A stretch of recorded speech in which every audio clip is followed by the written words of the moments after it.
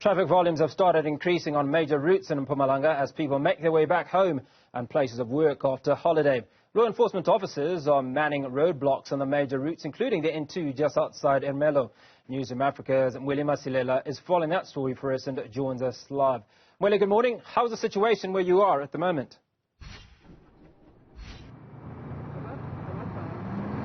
I must say that it's very cold, but that's not stopping the law enforcement officers to be on the road, as it is the apex of 10 in as far as travelers are concerned. And this road, the N2, actually connects a number of provinces which include Gauteng, Mpumalanga and KwaZulu-Natal, but moreover neighboring countries such as Eswatini. And as you can see just behind us here, law enforcement officers which include members of the South African Police Service as well as traffic officers are already at work, making sure that everyone who passes here, they do a stop and search. And also what we are noticing here is that there is a lot of trucks on the road. This is one of the routes, of course, heading to KwaZulu-Natal, so it makes sense that there are this lot of trucks on the road. But let's just bring in the MEC for Community Safety, Security and Liaison, Vusi Shongo, just to give us an update of what is happening here.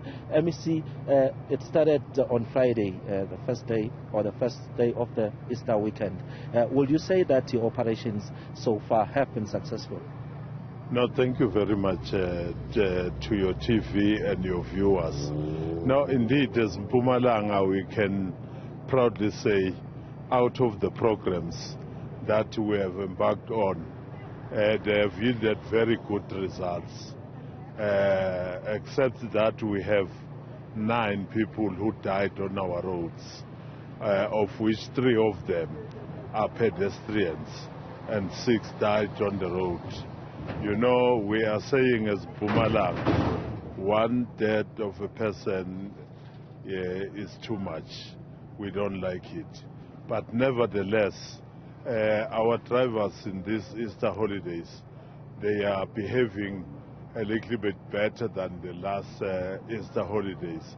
You will remember that during festive season, I was out of work for a particular reason. I am back now. We're making sure that all over the province there's a visibility of all security agencies, including our stakeholders. You talk of Santaco, your CPF, you name them, all of them have joined hands with us to make sure media people and everyone in making sure that we reduce road carnages. We are now on N2 between Ermelo and Peter Tief. You have correctly alluded that it is connecting number of provinces, including the neighboring country like Swaziland and Mozambique. We are quite happy as a province. MEC, you are saying that motorists have behaved this time around, but we've seen that there are still some offences on the road. If you can tell us about the common offences so far. Yeah, the common offences is always the behavior of our drivers. They become excited during the busy time and forget that there are road regulations and there are other people who are using this road. A road is a shared space. Sometimes we share it with animals, so it needs a person who is responsible. You have young people like these ones on the roads. You must think for them. They don't know anything about road regulations and so on. That's basically what I will appeal that our road users must do. Looking into the fact that it's still before the afternoon, the expectation is that volumes will peak later today. Is there any specific plan, especially people also coming through the borders from Eswatini into South Africa? Yeah, there are roadblocks in all the hotspots roads in the province.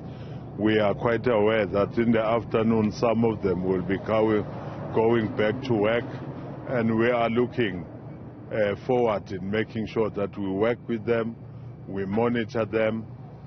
Those that are not responsible, those ones you can be rest assured we are going to donate them to correctional services. All right, thank you very much for talking to us. Hugo, that's the MEC for Community Safety, Security and Liaison here in Mpumalanga, Busishongo, saying that as much as motorists have behaved in the province, it's unfortunate that there's been deaths that have been recorded. He's saying that 9 people have died, and if I'm not mistaken, 3 of those are pedestrians. So we'll continue monitoring the situation on the ground as the law enforcement officers continue with their work here at Hugo.